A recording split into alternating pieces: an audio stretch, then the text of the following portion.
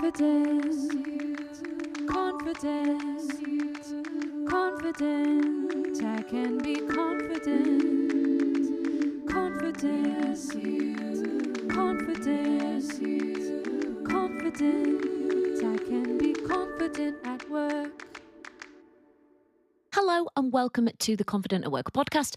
I'm your host and your confidence coach, Anna Manning. And today we're talking about that thing that so often plagues the people that I work with right before they go to share something, contribute, or give one of their ideas. And it's that little voice in their head that says to them, "You're going to sound stupid." Now, if you've ever heard that little voice or experienced this, you know what we're talking about. And honestly, I think this is one of the things that I coach on the most frequently. So when we're trying to be more confident at work, certain things can get in our way. And this is a major culprit. That little voice in our head that oh so pleasantly tells us you're going to sound stupid. And today we're going to explore what happens when that little voice shows up, how you change it, and what happens when you do change it. And it can be changed. A little while ago, I worked with a client who identified this perfectly. She told me at the beginning of our work together that was constantly in her head, and it stopped her from contributing. It stopped her from speaking up. It stopped her from asking questions, from challenging. And when we were doing our wrap up session, when we'd finished coaching, we were talking about all of the ways that she's changed, that she's grown, and all of the difference that she sees because of that in her day to day. The original problem that she'd come to me with was that she wasn't able to contribute at the level she wanted because she was constantly hearing this voice in her head that said, "You're going to sound stupid." And I asked her about it, and she just kind of waved her hand and said, "I just don't think about that anymore." And then she talked about something else. And I was like, that's the magic. That wave of the hand, it's just not a relevant issue anymore. It doesn't come to her mind. She doesn't hear it. It just is a non-issue. And that is what I would love for you. If this is a problem for you right now, I would love for you in the future one day to just give a wave of your hand and say, "Oh, it's just not an issue." For it to be just something that doesn't happen, that you just do not have to think about. Because this issue causes quite a few problems. Some of them are obvious and some of them aren't. So I want to talk about what happens when this issue arises. Seems like one tiny little thing, a sentence in your mind that says you're going to sound stupid, but it has quite far reaching consequences. Consequences before, during, and after those interactions, those meetings, those moments where that little sentence in your mind, "you're going to sound stupid," pops up. And it has a wider impact on your confidence. So, some things I see happening before meetings, if this is a thing that pops up in your head, is that people will tend to worry, get anxious about what's coming up, think about it quite a lot beforehand, and not necessarily in a helpful or proactive way. It's more like, what's this going to be like? I don't know what these people are going to be like. I don't know what topics are going to come up. I don't know how this is going to go. I don't know what's going to happen with these conversations, right? All of this kind of mental noise, mental drama that can make you feel worried and anxious. And then that can lead to either putting it off and not preparing at all and then trying to do something last minute, or the opposite, which is really over preparing, scripting, making loads of points, trying to kind of think about and cover every eventuality before you even get into that meeting. And both of those things can be problematic. Then during that meeting or that interaction, you might have an idea, you might have a opinion about something. There may be a moment where you actually disagree and you would like to challenge or offer an alternative position. It might be that something is confusing and actually you need to ask some questions. But right at that moment, that little voice pipes up in your head and says, "You're going to sound stupid." Let's pause there and slow down time for just a second. And if you're coaching with me, this is what I'm going to make you do. Take me to the last time that this happened. Give me a specific example. Pin me back into that moment and slow it down so we can really see blow by blow, moment by tiny moment, what was actually happening. And here's an example. We're in a meeting and we were having a discussion about this particular project. Conversation was ongoing, but I wasn't sure it was taking us in the direction we needed to go, and I wanted us to get back on track. I was about to open my mouth to speak when I heard the voice in my head saying, "You're going to sound stupid." When I heard that voice, I noticed it. I listened to it. I froze. I got in my head and I started thinking about the conversation and the point that I was going to make. I started thinking about how I should phrase it, how it was going to sound, how it was going to come across, what people were going to think about me, wondering, worrying. I felt tense in my body, I felt tight. And then I didn't say anything. And after that, I silently got annoyed and frustrated. And then somebody else said the thing that I was going to say, and it sounded perfectly fine. And everybody agreed that it was worthwhile and it got us back on track. Recognize that? That's a very specific example, but you can see what happened moment by moment for that person in that meeting. They have the thing that they want to say. They suddenly hear that voice in their head that says, "You're going to sound stupid." Everything stops and they go inside their own head, start focusing, thinking, wondering about what it is they're saying, about whether they're going to sound stupid, about their level of expertise, about what people are going to think.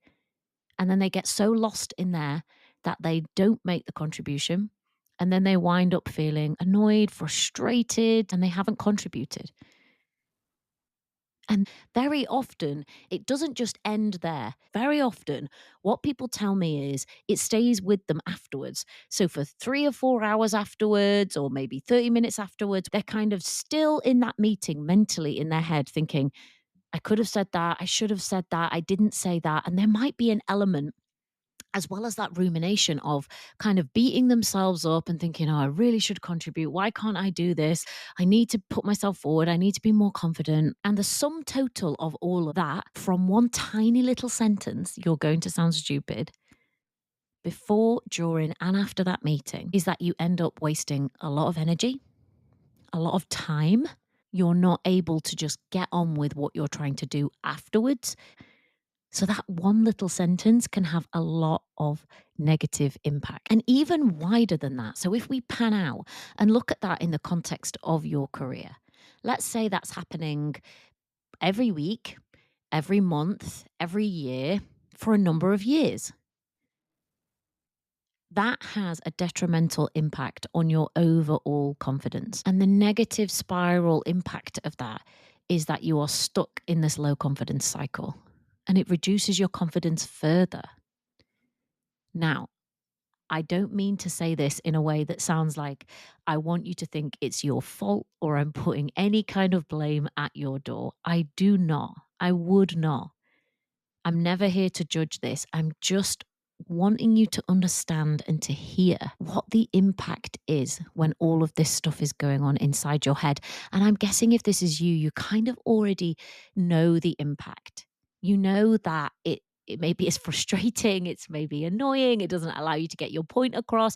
Maybe you're thinking, actually, it doesn't even allow me to do my role in the best way because I need to make contributions. I need to challenge. I need to be able to share my ideas. It may be that if you're in a more senior role or this is a real expectation of your role, that it may be even that you're not meeting the expectations of other people in not doing that. But whatever the situation is, know that this can change.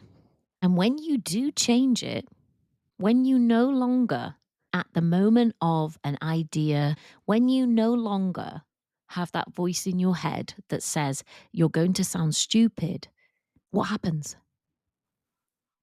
Well, the same thing that happens in any conversation where that isn't present, because I know that there will be conversations for you where you don't think that at all.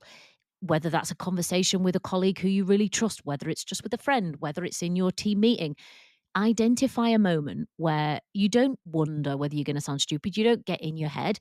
You're just present in the room and you're just saying the things that you say as you're thinking them. And you'll know how you feel in those interactions. Probably more present, probably more relaxed, probably more at ease, probably more confident. And when you feel like that, you share your ideas, you make challenges, You ask questions if you don't get something, you disagree if you disagree. All of that is available to you when you are more relaxed, more engaged, more present, and generally feeling more confident.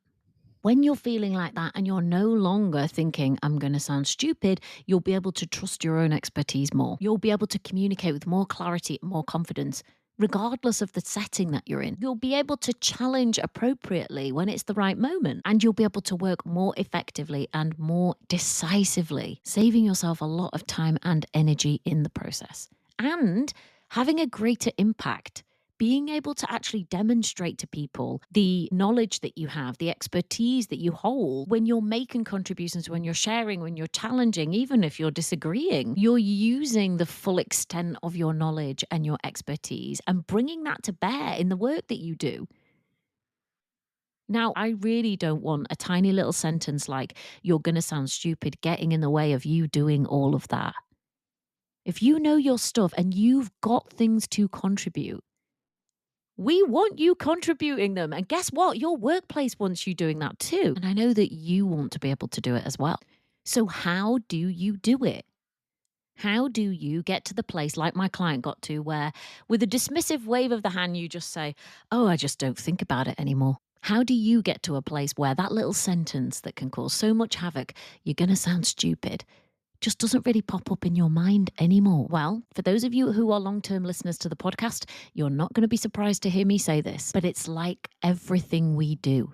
We go underneath and we look at those elements of a low confidence cycle, which might sneakily be underneath this issue of thinking you're going to sound stupid. And if you don't know what I'm talking about, go to the show notes and click in the confidence assessment. It's a free assessment and it will tell you whether or not you're in a low confidence cycle and help you identify some of these underlying habits and patterns that might be creating problems like this one. You're going to sound stupid. And the frequent flyers or the culprits that I often see when people are thinking this are self doubt. And that might be doubting or just even forgetting your own experience, your own expertise, your own role, and what it is you're there to bring. An over focus on how you're being perceived. So, spending a lot of time worrying or wondering about how people are perceiving you will have you stuck in your head and wondering if you're going to sound stupid or other people think that you're going to sound stupid. Setting unrealistically high standards. So, expecting yourself to get everything perfect all the time. I should know everything. I should be perfect at everything. When that is your standard, it sounds good, doesn't it? But what it will do is create a scenario where you have to check that at all times. And one of the ways that you're going to check that is by your brain reminding you that you may sound stupid if you say this thing. And sounding stupid is to be avoided at all costs when your standard is sky high. So you think that that high standard is a good thing. And I agree with you that very often it is. But in this scenario, it's tripping you up. It's not allowing you the room to breathe and to think and to be able to ask questions and to share ideas that might not be fully formed or that might not be perfect or that might not be the greatest thing anyone said. Most of the things that come out of our mouth aren't those things. But when you're holding yourself to these probably invisible but incredibly high standards, one of the ways that your brain is going to police that for you is by checking whether things that you're going to say are going to sound stupid. So it's like you've installed a police officer to monitor your own standard, which is got to sound perfect, got to be excellent. And that police officer is the one who says, oh, might sound stupid if you say that. It's doing its job, kind of. It's enforcing the standard that you might have unknowingly created.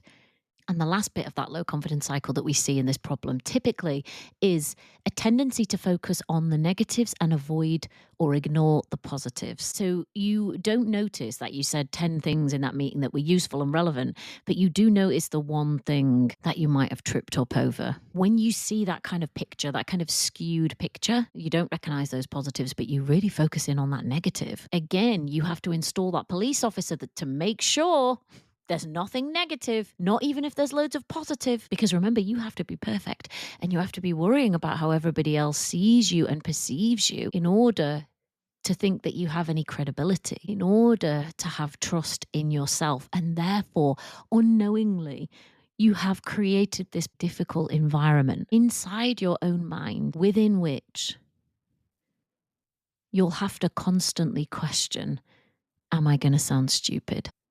And the good news is, once you can recognize those habits, those patterns that are part of that low confidence cycle, you can do something about changing them. So when you're able to, instead of focusing on how you're perceived, focus back more on what it is you're actually doing, you can relax more.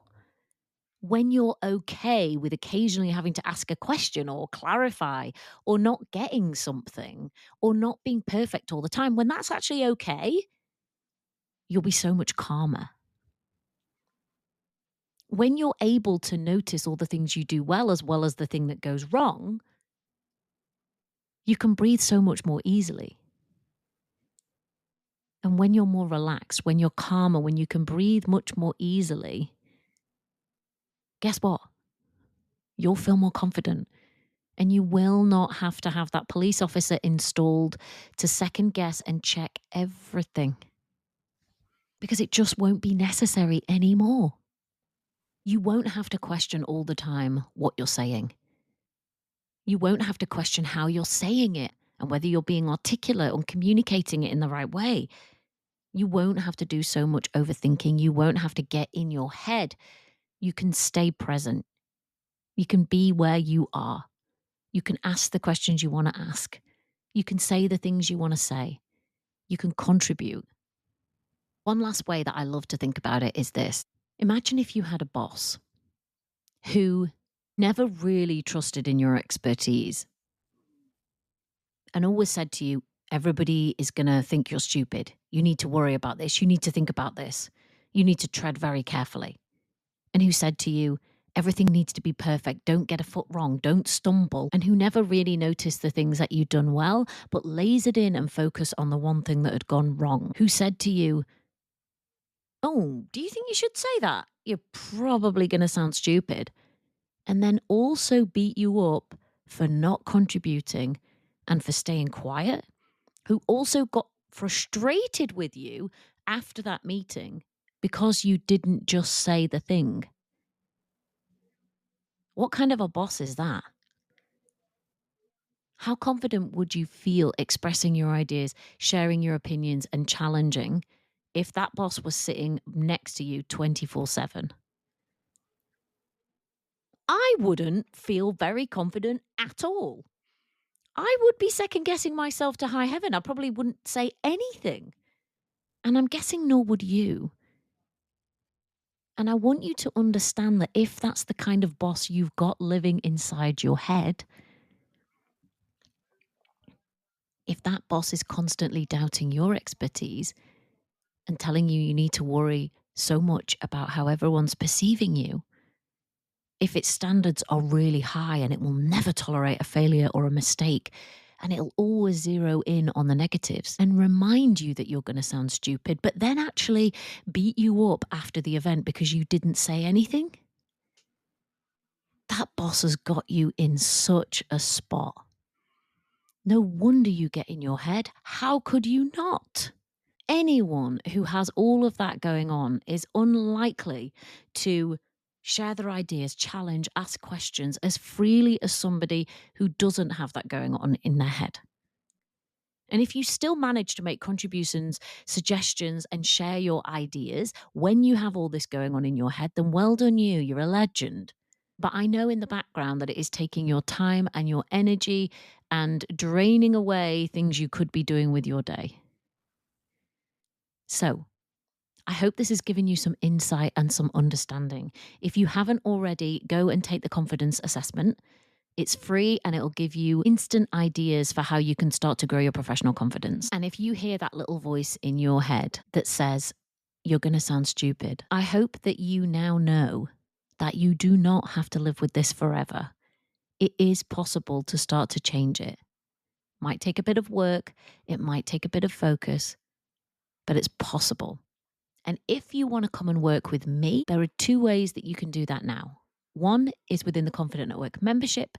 This is for professional women who want to feel more confident at work. Or two is private coaching with me. That is individual, one-on-one, where we go through those challenges and address them. Everything is designed to help you feel more confident at work. And I will see you in next week's episode. Bye. Confident, confident, confident. I can be confident, confident, confident, confident. I can be confident at work.